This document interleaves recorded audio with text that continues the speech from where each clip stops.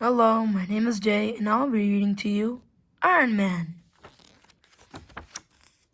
This is Tony Stark.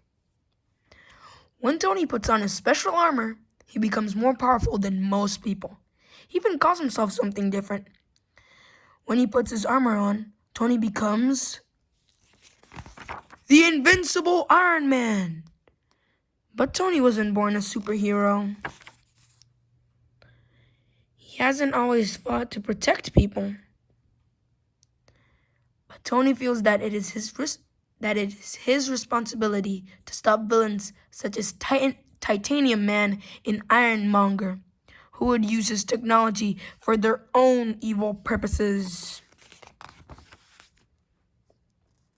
Tony didn't always get the job done this easily, or this well.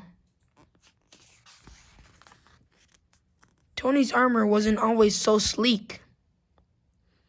In fact, when he first became Iron Man, Tony's armor didn't even shine. But if you really want to know how Iron Man was born, we need to start with the man behind the mask. Tony Stark had so much money that he could go anywhere he wanted. He loved to have fun, and he loved the finer things in life. But Tony also worked hard. He was a brilliant inventor. He knew all sorts of things about science. He loved to work with magnetic fields. Using them, he created a powerful energy force that he called repulsor technology. The military was interested in Tony's work. In fact, it was in a secret army lab that Tony's life was forever changed. An enemy army attacked, and Tony was hurt badly. Since Tony was famous, he was recognized right away.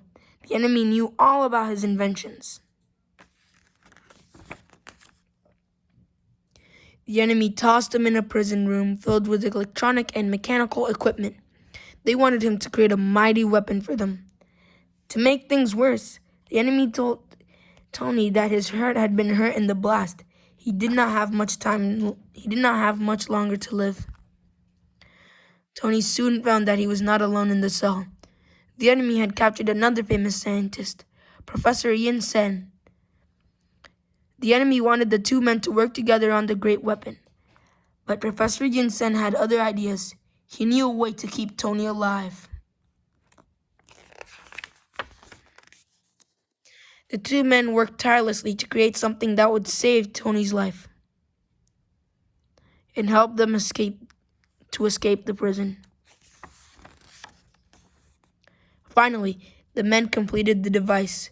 Tony would need to wear it on his chest from now on to keep his heart beating.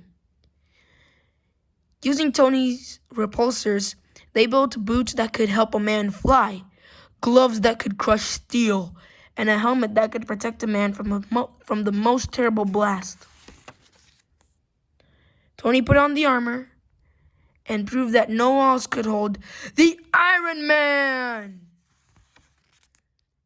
It wasn't long before the enemies realized that they were fighting a losing battle.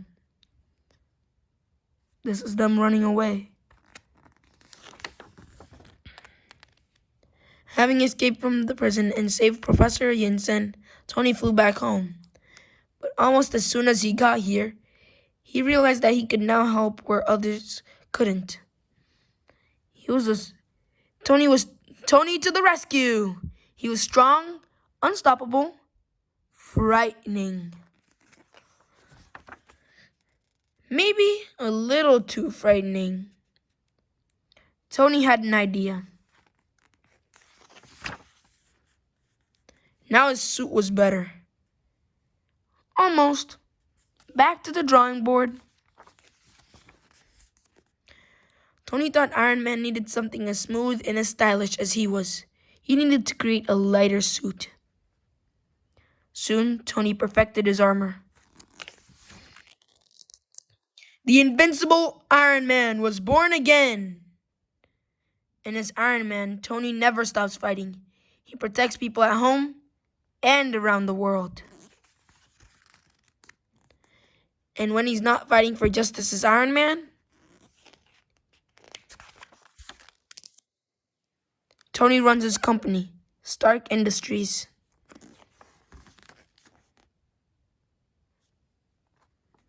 Stark Industries might need Tony to be a businessman, but with new villains attacking every day, the world needs Tony to be an Iron Man.